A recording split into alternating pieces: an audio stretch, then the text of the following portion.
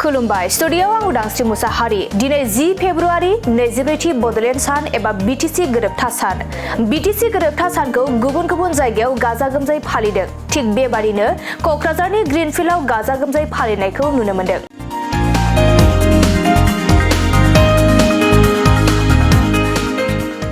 मख'नो गोनांदि थांनाय 2003 मायथाइनि 10 फेब्रुआरियाव बिटिसि गोरोबथाया जादोंमोन जाय गोरोबथाया बिएलटि भारत सरकार आरो आसाम सरकारनि गेजेराव जादोंमोन जायनि गेजेरजों भारत संबिजिरनि 6थि फारिलाइयाव जोंनि गोहो आरो मोनथायखौ मोननो हादोंमोन। दिनैनि गोरोबथा सान फालिनाय हाबाफारियाव फुंबिलि समाव बिटिसि सेक्रेटारियेट मावखुलियाव थानाय बड'फा उपेन्द्रनाथ ब्रह्मनि मुसुखायाव बिबार बावो बिबारखौ बावजेनग्रोदोंमोन बिटिसिनि गाहाय हाग्रामा महिलारि बिथाङा। बेजों लोगोसे देबरगावआव थानाय मुसुखा खाम्फायाव बिबार बावो। बे हाबाफारियाव बिटिसिनि गाहाय मावफुं सोद्रोमा हाग्रामा महिलारि आरो बिटिसिनि मावफुं सोद्रोमा देरहासात बसुमतारी आरो गुबुन गुबुन बिबानाव थानाय सोद्रोमाफोरा बाहागो लादों।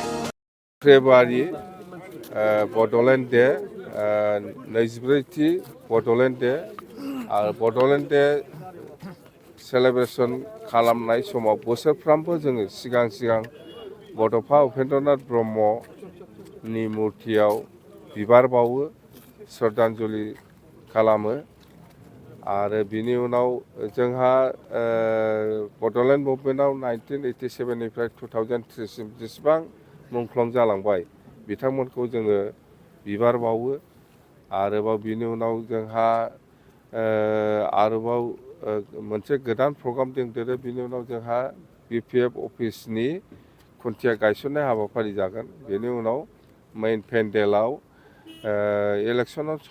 इलेक्सननि समायाव जोङो रायजोफोरनो गोबां खोथा होदोंमोन 5टा गेरेन्टिनि खोथा होदोंमोन। बे 5टा गेरेन्टिनि माने सेरेमनियेल जिथु डिस्ट्रिबिउसन बियो आराम्भ जागोन दिनैनिफ्राय गासिबो डिस्ट्रिक्ट हेडक्वार्टार साब डिभिजन हेडक्वार्टाराव 10टा गासै 10टा जायगायाव बेखौ जोङो दिनै खुंफुंनो थाखाय लाहार फाहार खालामदों आरो बेवहाय दिनै क'क्राझार हेडक्वार्टार बिटिसि हेडक्वार्टाराव जाय हाबाफारिखौ लानानै जोङो दा खामानि मावगासिनो दङ बे एखे हाबाफारिफोरखौ डिस्ट्रिक्ट हेडक्वार्टार आरो साब डिभिजन हेडक्वार्टारावफ्रावबो जागासिनो दं मावफुंगासिनो दं।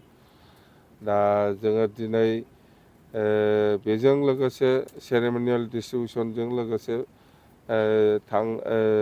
बागुरुम्बा 10,000 जन बागुरुम्बा मोसाखावरिफोरखौबो जिहेतु बे मोसानायनि गेजेरजों बे बागुरुम्बा मोसानायनि गेजेरजों जोंनि बर' हारिनि कालचार ट्रेडिसन गासैखौबो जोङो बुहुमनि मानसिफोरनो दिन्थिफुंनो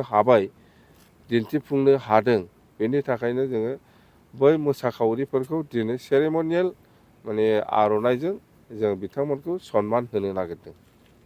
बेखिनि सार लोगोसे दिनै गोथार बिटिसिनि गोरोबथा सान बे बुब्लियाव बिटिसिनि रायजोफोरनि थाखाय मायबाफोर गोजोनथाव रादाब जोङो माने गोजोनथाव रादाब माने जेनेबा जोंहा बेनो बिटिसिआव थानाय गासिबो रायजो राजाफोरनि थाखाय बेनो गोजोनथाव खौरां जे जोङो माने थांनाय बिटिसि इलेक्सनाव जिखिनि रायजोफोरनो गोबां खोथा होनानै फैदोंमोन बेखौ जोङो दिनैनिफ्राय मावफुंनो थाखाय आखायाव लाजेनबाय।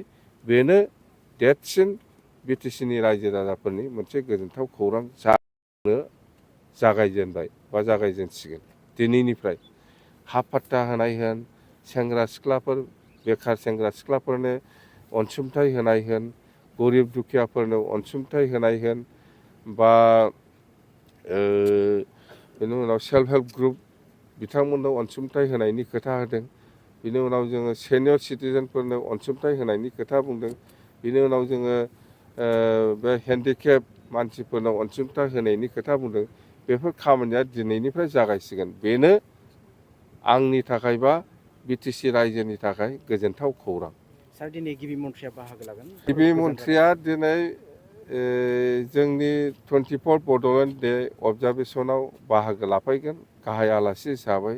निस्सय बिथाङा फैयोबा माबा मोनसे जोंनो बिटिसिनि रायजो राजाफोरनो माबा मोनसे गिफ्ट होलांगोन होननानै आंहा आसा आरो मिजिं दं। मेट्रिक परीक्षाया दिनैनिफ्राय जागायबाय आरो गाबोननिफ्राय हायार सेकेन्डारि परीक्षा जागायगोन।